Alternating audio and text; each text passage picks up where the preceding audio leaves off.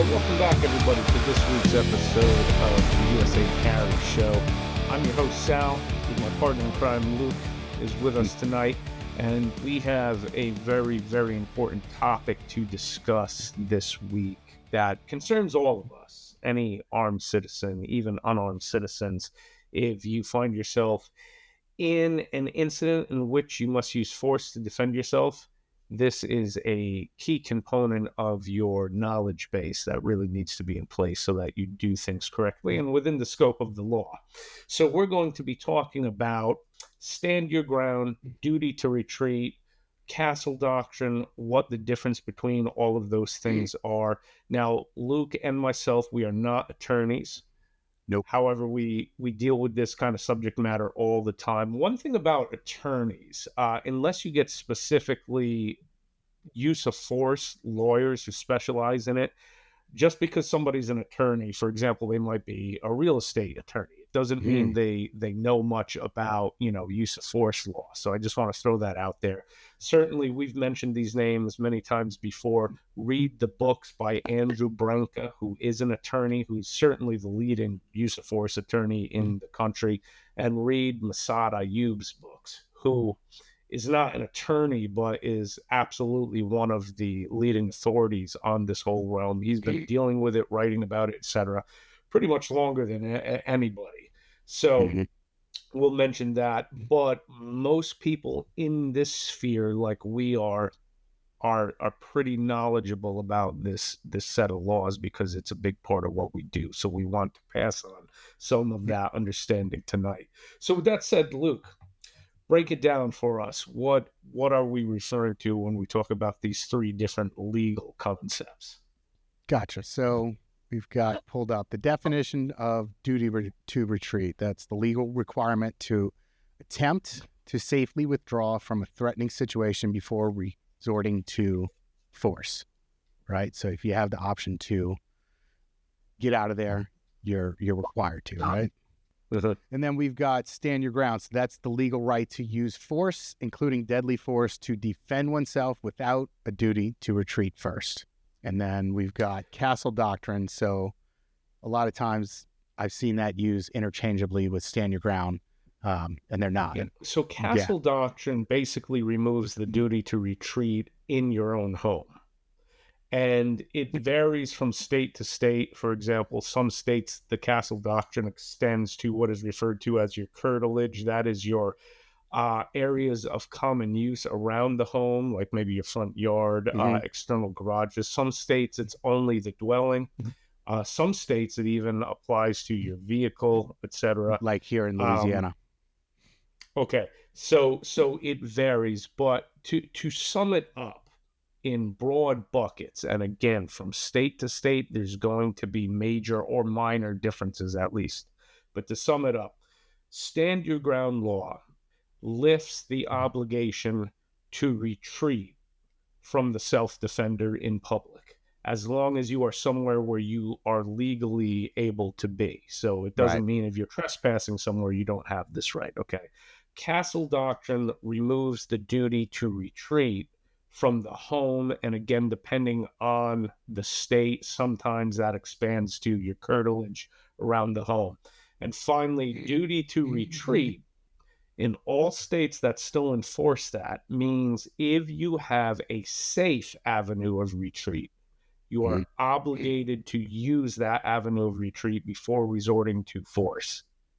And I want to emphasize to everybody, in every single state that has a duty to retreat is if you can safely do so, right? So, just as a very simple example of that, if you're in a parking lot and a guy is 100 yards away from you at the other end of a big parking lot, waving a baseball bat around, screaming he's going to kill you, and you're already in your car and it's running, you have an obligation to retreat because most likely you can safely do so.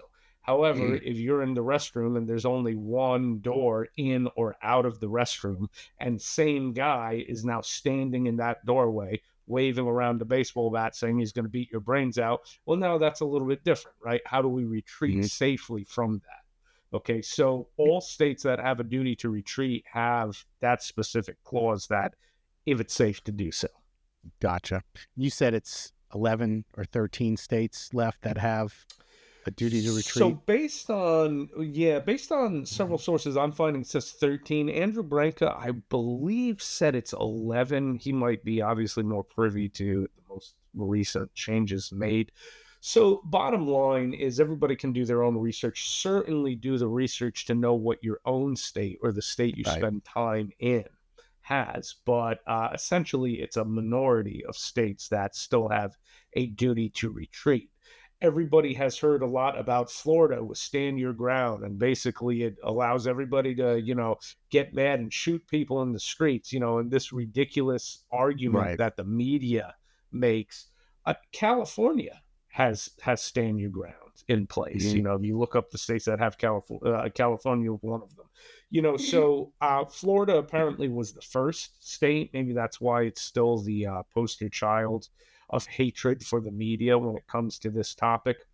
And some of the But cases there are some of the first this ones that come this up, I feels like. Some of the bigger absolutely, cases. and it seems that cases that happen in Florida get a lot of press. And Mhm. I've always wondered why that is the case. The Florida man thing, is very popular. Now, a lot of weird stuff does happen in Florida, but I've always attributed that to simply the fact that Florida is very congested with people from all over the place who live in Florida. You know, Right. um, the high profile cases that have been brought up in an attempt to attack stand your ground law usually have nothing to do with stand your ground law. For example, the George Zimmerman and Trayvon Martin incident had zero to do with stand your ground, zero, right? Because when Trayvon Martin was mounted on top of Zimmerman, beating his head into a curb at the end, at which point the force was used, well, Mhm. standing ground has nothing to do with this. And Right. then at every point up to that, in that confrontation, there was no point at which there was a scuffle or a confrontation, at which point Zimmerman would have walked away. Now, Zimmerman made mistakes in that whole thing. Don't get me wrong. The way he Yeah. followed the kid, and the kid got mad, and understandably so. He's like, why is this guy following, watching everything I'm doing, So it was a tragic event. The whole thing was a tragic event. But my point is, wherever you fall on that, whether you think Zimmerman was wrongly prosecuted or if you think he got away with it, whatever the case is, my point here is that stand your ground had nothing to do with the entire case. I Right. mean, it never came up in the trial, right? Because it was not applicable. And we've seen that happen a lot of times. Another high profile incident out of Florida was the incident with, I just mentioned his name earlier, Michael Drake. That was the Yeah. incident where you had this guy who decided he was going to enforce the law himself. And I believe he had words with a woman who was parked in a handicapped parking Mhm. space. And then the boyfriend came out, shoved him to the ground, and he drew his pistol and shot and killed the boyfriend. Once again, zero to do with stand your ground. Because at the point he was on the ground, even if he had the duty to retreat, he was now in a position of disadvantage. Although the truth is, if you look at the footage there, I don't think that was a justified shooting at all. No, It's like I the looked at it boyfriend earlier. pushed him and then started walking away. Walking away. So Mhm. again, had nothing to do with stand your ground, despite what we hear in the media. So one of the points we want to drive home to the audience is that stand your ground is actually a good thing because it makes the legal defense of righteous self defenders that much easier. It lifts a burden, a legal burden off of you. The Right. issue becomes that if you do not retreat from a confrontation when you actually have the ability to do so, whether the law says you're obligated to do that or not, you're setting yourself up for a prosecution that can be made much easier. Because if you hang around to get into a fight that turns deadly, you now look like a mutual combatant, essentially.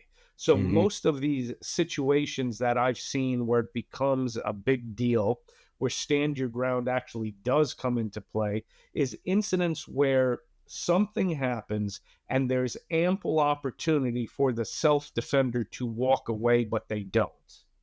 And then violence occurs and they end up in court trying to justify self-defense. So while stand your ground is actually a good thing, despite the detractors, here's something to bear in mind. The detractors of stand your ground law are people who hate the fact that you have a right to defend yourself, period. Okay. These people want to see the United States like England or other countries in Europe where you literally have no right to self-defense. Right. You know, if you look at the horror stories that come out of England, like there was a guy who had a home invasion. 3 guys came into his apartment, and he hit a couple of them with a baseball bat, drove them out, and he was arrested. Right. So the Doesn't even people make who hate sense. stand your ground laws, that's what they want for you. I want to make that clear. So when MSNBC and CNN talk all about how stand your ground in Florida, they never mention California. California has stand your ground too, right? So, but Right. in Florida, you know, those evil conservative folks in Florida, you know, they love stand your ground because they can just shoot anybody they get mad at in the streets. It's absolutely absurd. Stand your ground removes only one legal tenant off of your shoulders. And even though it does that, we see over and over again people get jacked up because they don't walk away from a fight when they should have just walked away. Again, if they can do so safely. Right. That makes sense. Well, Yeah. speaking of So walking away should from a we? fight, yeah, we could Yeah. get into that first. Let's let's delve into some real examples here. Yeah, I think the first one you wanted to go over was the Apple River stabbing, which I hadn't heard about that until you brought that up to me, and I found the video, and it's interesting. So the video is kind of hard to decipher everything that's happening. There's a lot of bouncing around, etc. So Yeah. basically, what happened in this incident was this gentleman was in the river. I believe I forget what he was looking for, a phone or I something that had think he fallen was in the scuba. water. He had scuba glasses on, whatever, a scuba mask on, looking for his iPhone or a iPhone or phone. Right. From what I And, read. you know, you got this group of teenagers. I think there was 13 teenage boys, something Mm-hmm. like that. So he was vastly outnumbered. They start heckling him. They're like, what are you, pervert? You know, looking at the girls under the water and stuff. Okay. Um, he kind of hangs around, has words with them. And at one Right. point, we see the lady who comes over, who, from what I read, was his wife, who Mm-hmm. tries to get him to walk away. So, Which he didn't. which he didn't. So it should be obvious at that point when you're dealing with a group of really aggressive young males like that, he should have been out of there as quick as possible. Now, Right. a lot of people listening to that statement are going to say, why should he? He was, you know, had every legal right to be there in the river, and all of this is true. And regardless of whether there's stand your ground or duty to retreat in the state, long Mm-hmm. story short, is what transpires is at some point they put hands on him. They push him into the water, then they throw punches. Now, at that point, I think any reasonable human being would acknowledge that at that point, he has every right to defend himself. He pulls out a knife, just a regular little folding pocket knife, and he kills one of them, stabs 4 others. One of the kids who was wounded was disemboweled in the water. So, you know, it goes back to our talk of, you know, edged weapons. If you can't be armed with a gun, this is a perfect example of the tremendous force multiplier that a blade is, right? He ultimately got convicted. Yeah. Okay. When That's what this I was went to just pulling trial. up. Yeah. So he Yeah. got he So was found he guilty got on convicted. 4 counts of first degree recklessly endangering safety. Mhm. So the fact that this went, and more stuff. Yeah, it keeps going. So go ahead. yeah. So now stand your ground could help him because in a state with duty to retreat, that would absolutely be a legal tenet of, hey, you could have safely walked away Mhm. before this all really kicked off. Why didn't you? The problem is, even if your ground is in play, if something like this happens, as messy as this is, it's very likely going to trial, which it did. and you're Mm-hmm. going to have jurors who are going to watch this whole video. And whether you have stand your ground on your side or not, how many jurors are sitting on that jury, all from that community? How many of them, it's a small town, how many of them know these kids who Right. were, in the river, etc.? And those jurors are going to say to themselves, why the hell did this guy not just beat feet and get out of there quickly when he had the chance? Now, I'm not saying that morally he should have had to do that. He shouldn't have, right? These are being aggressive, hostile young punks heckling the guy, screaming like that. And then it all gets very real when 5 of them get all slashed up, right?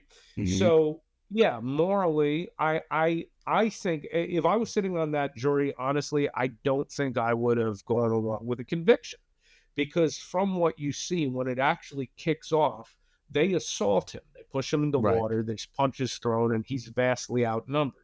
So I think it was a bad conviction. But our point with this discussion is, if you end up in front of a jury, whether you live in a state with stand your ground or not, what are the optics? How does it look? Imagine if, as soon as this hostility started, he would have turned and just started running, got out of there as quick as possible. And think, Luke, if at that point they chased him down Right. and then pummeled him and he ended up stabbing 5 of them, I think there's He a probably good wouldn't be in chance we jail. would have had a different verdict come out. Right. He wouldn't. He probably wouldn't be in jail right now. Right. Okay, so perfect example of that. So whether stand your ground is in play or not, you have to bear in mind, what do things look like after the fact? If you stick around and wait for things to go bad, then it's always going to be something that can be held against you, because the prosecutor can certainly bring that up, whether stand your ground. The judge may instruct the jury. I'm not knowledgeable enough about this to know if that happens, but the judge may instruct the jury that, hey, stand your ground is in place. He had no duty to retreat. Well, that doesn't Right. change the fact that the jury is going to see that video. Right. So do we want to discuss another example of? Yeah, I was like this sort of literally thing? copying. I think it's a good segue to this next one where just skim over this. We'll edit all this stuff out. So this is the one where the guy went to tell his neighbors to turn down the loud music, but he was kind of like aggressive about it at first. And it looks like, because this article is titled "Man Convicted of Murder in Stand Your Ground Retrial." So he was found guilty of murder during an argument over loud music. Let me just skim through this. I didn't catch that it was a retrial. So did he get off at first? And then it was his second trial after his earlier conviction in 2012. A Texas appeals court ruled that confusing instructions to the jury denied him of a fair trial. So he got convicted and then convicted again? That doesn't make much sense. But anyway, have you seen this video? I can play it real quick. I believe so. Yeah. We can Go ahead skim and play through it if you want, and then we can go over that. But basically, similar to the same thing. Like, you just waited around for something to happen. Like, he was the one kind of aggressively telling them to turn down music. They're all drunk. They come outside, and then everybody's having words. He's on the phone with the police. He's like, I know my rights. I feel threatened. Oh, they're going to go get the gun. They're going to, just go inside. Go back inside. Right. And again, just like this Apple River stabbing incident, I want it to be clear to people. We're not saying that the fault lies on this guy who ultimately went to prison over this incident. They very clearly assault him, right? The violence starts with them. What we're saying is that you will be tried by a jury of your peers who are not your peers, right? They are people who are regular people who, the prosecution has a lot to do, has everything to do with getting the jurors that they're looking for. And you have to consider how it looks after the fact. It was clear he was assaulted in the river, and at that point, I think it should be clear that he had every right to defend himself. He's outnumbered 13-1 by young, strong guys, right? But it's the optics in the aftermath the jury is going to be saying, why didn't you just walk away? Yeah, that's what I'm saying kind of now too, you wouldn't be in jail if you had just walked away. Yeah. Yeah. And it's there's so many of these incidents that we can think of. There was the one, I forget what state it was in. It was basically a couple, and then their neighbor got into a fight over, they were throwing a couch in a dumpster or something like that. The fight is had, and then the one neighbor storms off to his house. Now, that's a clue. If you ever get into a heated argument with someone and they storm off, there's a good chance they're coming back armed, right? Right. Because we see that play out over and over again. And sure enough, he comes back and shoots them. There's an example of, again, if you would have just walked away from that, then you would have not been waiting there when he came back to shoot you. It's you have to put ego aside and walk away Literally from was these about to things. say, yeah. We talk about that in the articles a lot, just putting your ego aside and learning how to walk away. You don't want to be in a self-defense situation. Even if you have, every right to be doing that, I don't want to be involved in that at all if I have an ability to walk away, right? Yeah, it just seems like it should be a no-brainer. So if you operate under the presumption that you have a duty to retreat, whether you are in a stand your ground state or not, that's one more layer of safety for you in two ways. If you walk away from a fight instead of get in the fight, well, then you've avoided the risk of getting injured or killed to begin with. And I'm sure there's plenty of guys listening to us right now who said, "Oh, yeah, I wouldn't get injured." They're probably the same, people who, don't practice from the holster and whatever else. It's like this bravado that you're invincible. It's ridiculous, right? So you always run the risk of getting injured or killed, and then you run the huge legal risk of being prosecuted and convicted. So this is all something that if you would just walk away from this incident, and I understand it goes against especially the male DNA, right? There's this whole concept of, it's almost like an honor code thing. Like, we're not going to tolerate that. Like a You're lot of setting road rage yourself up. incidents we cover. Yeah, Right? that's just over and over and over again. And that ties into not only walking away from the incident when it's in play, when the hostility is building, but don't start things to begin with. So many of these things we see the individual starts. Now, that Apple River stabbing, I don't think he instigated that in any way. It seems like from the beginning they were heckling him, etc. He could have walked away or attempted to, and that would have been better looking at the for his video. legal. Looking at the video, it looked like he kind of walked away once, and then his wife or that woman, whoever that was trying to get him to walk away for the second time, which he didn't. So, I mean, it looked like he had two chances, just diffuse the situation, get out of there, go to sleep, wake up the next day, and not in jail. Yeah. And probably most of our listeners would agree that by the time when he was assaulted, he had every right to do what he did.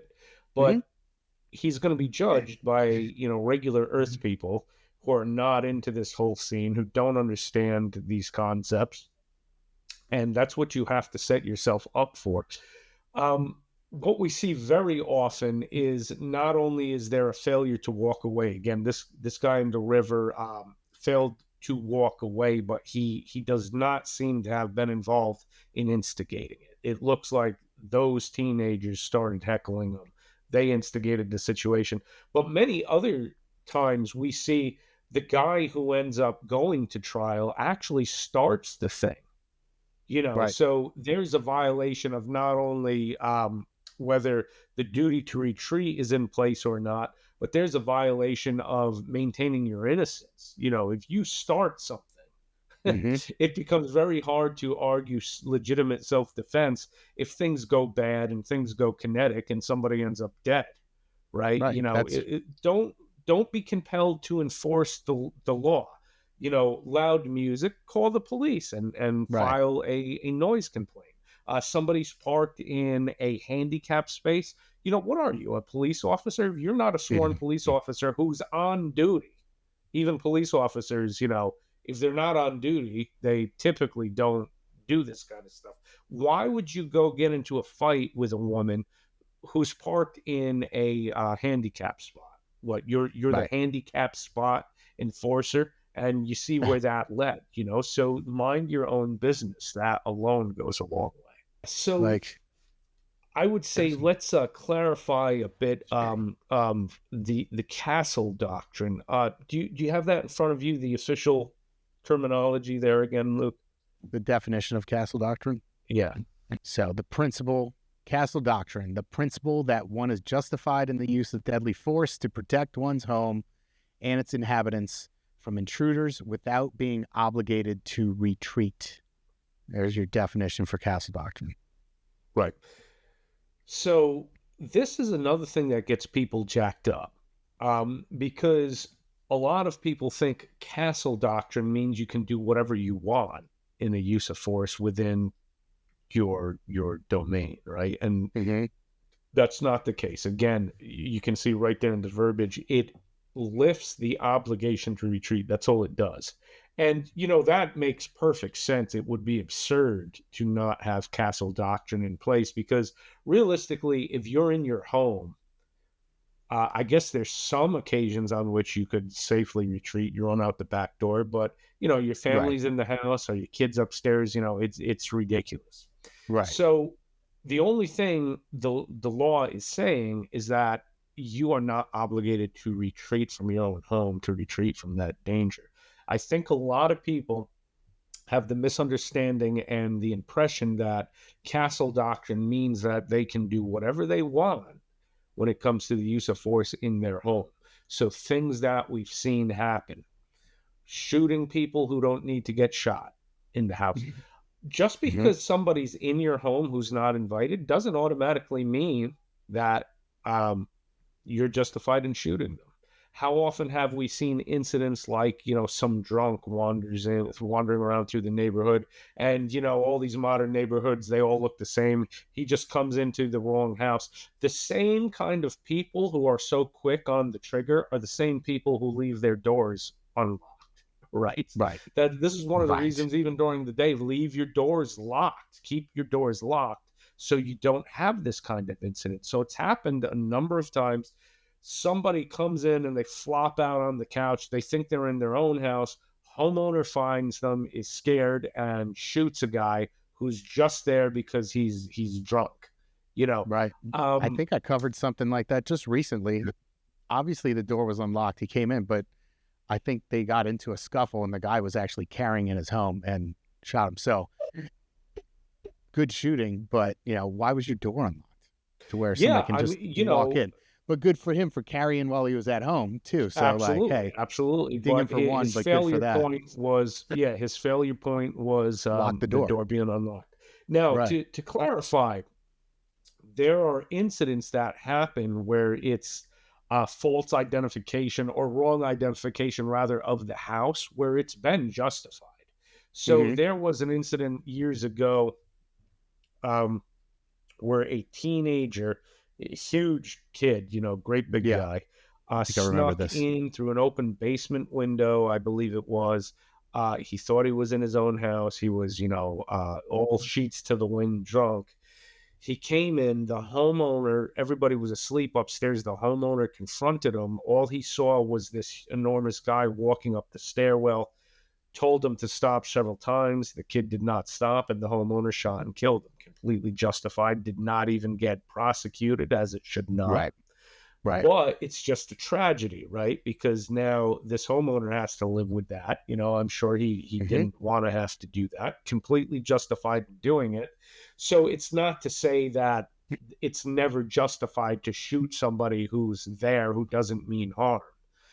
But very often, people will think that castle doctrine means you have a blank check to do whatever you want to do. And that is simply not the case, because all of the other tenets of use of force law are in play. Reasonableness, proportionality, right?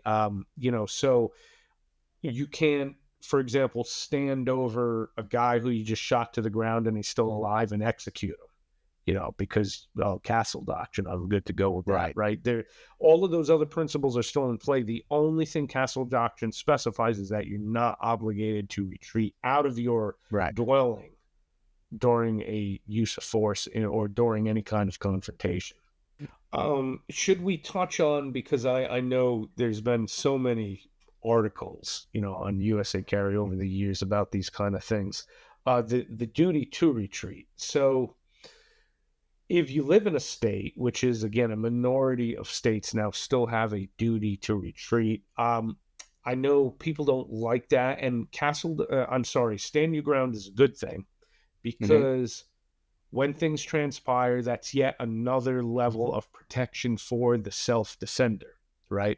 Like, for example, maybe in the heat of the moment, and this is very easy to do, you don't realize, I could have just ran down that alley and escaped, right? Your tunnel vision focused on the threat in front of you, Right. So stand your ground law is a protection against those kind of really malicious prosecutions who can use that as yet another thing to crucify you, right? So stand your ground law is a great thing, but I would submit to everybody, regardless of what state you're in, conduct yourself as if duty to retreat is in play, right? Because all of these examples we just brought up, all of these things could have been avoided, these kind of prosecutions that happen, if the individual would have retreated when they had the opportunity. Yeah. Would seem like a no-brainer. Even if you don't get convicted at the end, I mean, you still have to pay for, it's a life-ruining, going through the whole process. You have to deal with killing somebody if that's what happened.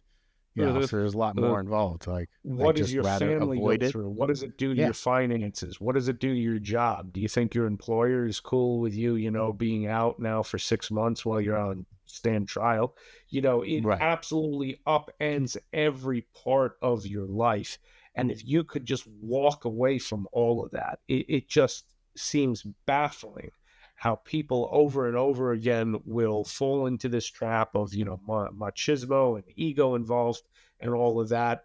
And while stand your ground law is an added protection for legitimate self-defense, it does not remove what the optics will be in front of a jury if it goes to trial, or in front of a prosecutor. Very often, these incidents, if the person would have legitimately tried to retreat, the prosecutor is likely to say, well, I'm not even going to pursue this. I know there's no way I could get a conviction, right? Whereas if they see this guy hung around and let all of this escalate, and then it led to this. Well, now, instead of looking like an innocent individual trying to do their best to escape this situation, you look like what is referred to as mutual combatants, right? That's your typical two guys in a bar room. Let's take it outside, buddy. And they both go out there and get into a fight. And then one of them produces a knife or a gun and kills the other one.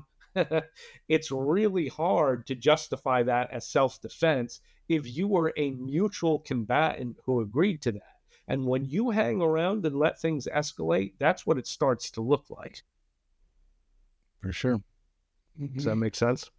So this is where we are at, right? This is the legalities we must live under. And again, it's going to, if things are bad enough that it gets prosecuted and taken to trial, then it's going to be 12 people who are not 12 readers of USA Carry, right? Right. They're not 12 readers of Masada Ayub's books, okay? They're 12 regular individuals who never even considered this stuff until they're sitting in the jury because, they weren't able to get out of jury duty, and now they're stuck there for weeks, etc. Right. Okay, so what do the optics look like to that person? And that's what you have to ask yourself. Most people can relate to the idea of doing your best to try to escape danger and something you're afraid of. And they would look and say, look, he tried to get away and this other creep just wouldn't let him go, right? As opposed to, Oh, he just stood there and let it escalate and screamed and yelled and, did nothing to try to de escalate. Again, in the Apple River situation, I am not saying that was a right conviction. I don't think it was. I Right. really don't think it was because he was assaulted by overwhelming, numbers of young, strong guys. But if we But came back to if the same, let's say ultimately he had still stabbed five different guys, but he did it when he was running away and they chased him down and then assaulted him. I'm could he have still been convicted? Sure, but man, there would have been a lot more juice for his defense, right? right. To point that out. So that's our Mhm. point with this whole discussion. Yeah. I mean, kind of goes to like we talk about carrying pepper spray. It's just another option to get out of the situation. So if I can get out of there without using anything, cool. If I can use pepper spray and then get out of there to help me get out the situation, so I don't have to draw my gun, even better. No. I'm glad you brought that up. Because so OC spray and your gun are for two totally different missions, right? One is to deal Hmm. with simple assault, one is to deal with deadly assault. We had a whole show about what simple assault is, right? But Hmm. you raise an excellent point because I know you've seen this too, Luke. When we look at these incidents that transpire over and over and over again, a lot of times something that starts as just a fisticuffs, simple assault between a couple of guys, then turns deadly and a knife or gun comes out at that point. Whereas a lot of times, if you can short circuit that violence when it Hmm. still remains a simple assault, I know everybody is going to chime in with, oh, OC can fail. Guns can fail. Hey, I mean, Peter Solis, that officer back in the '90s in Jacksonville, Florida, who, with that night at a traffic stop, he ended up having to shoot a guy 22 rounds of 40 Smith and Wesson. It took to finally put that guy down. So if 22 rounds of 40 Smith and Wesson can fail, yes, OC spray can fail, right? We understand that. Right. But the majority of the time, it's going to either take the wind out of the sails of the aggressor or it compromises anybody's vision to the point where now it just made it that much easier for you to break contact. Right. Right. So it's just win win. It is a tool that is absolutely invaluable to people who are carrying a gun. It's not just for women who don't want to carry a gun but want something while they're jogging. Right. It is for the black belt in jujitsu who carries a Glock 17 and three spare mags on him. It's for that guy too. Right. Right. Yeah. Yeah. So excellent point. So I think we covered it pretty well. Anything else you can think of that we didn't touch on, No, Luke? I think we covered it. I mean, I know we probably won't get the best comments on this. Oh no, We're absolutely telling people not. to retreat and use pepper spray, but that just is what it is. I mean, And we're but I telling think we people this covered it because we pretty don't want good. you to go to prison. We don't want you to go to Yeah. prison if you have to use force, right? And that's what this is about. Now, if we want to have the discussion about society shouldn't be this way, right? And men should be able to, deal violence when they have to and not be prosecuted for it. That's a different discussion. But the discussion Right. we're having here is under the law and under the current circumstances with the possible prosecutors, especially that are out there that we may have to deal with. This is our reality. And the reality is, if you win the physical fight only to spend the rest of your life in prison, that's not really a win, No, I wouldn't say so. right? So, with that said, a lot for everybody to think about. Educate yourself with these things. And again, read Andrew Branca's book. We should get him on the show. For sure. He does a lot of Hmm. interviews, a lot of great interviews. But, even if you don't see him here at some point, he does great interviews all over the place. Get his book. In fact, if you go to lawofselfdefense.com, they actually sell their book for only the cost of shipping. They don't even charge for Nice. the book. So it's a no brainer. It is the single best book that you can read to really understand these legal concepts. The other excellent book is Masad Ayub's book, I think it's it's the newer one. It's not new, but it's his old one New was edition. called In the Gravest Extreme, Hmm. which was from like the early 80s. Still a great book, but a bit dated. The newer one, I think it's called Understanding Your Right to Self-Defense by Okay. Masad Ayub. That's the other one that's excellent. My recommendation is please read both. The Masad Ayub book is awesome because it goes into so many details about real trials where he's been an expert witness. Mm. But if you only read one, Andrew Branca's book is fantastic because it breaks it down in regular terminology. It's not all legal Right. speak, right? And he breaks it down in a very understandable way. So please, everybody who's listening, read that book. If nothing else, read the Andrew Branca book. And both of those guys teach classes. You know, if you have a chance, take their classes on all of these legal Hmm. concepts. For sure. I'll leave those links in the description so people can Yeah. find them easily. Yeah, absolutely. Read those books. And with that, thank you all. Another good discussion, I would say. And join us next week. We'll have another great discussion. Great guests we have lined up for everybody. So thanks for tuning in. Spread the word. Um, it's not as fun as talking about guns and lights and holsters and knives, but this is every bit as important, more important, these kind of discussions on legal topics. So thank you all for tuning in. All right. See y'all next week. See you then.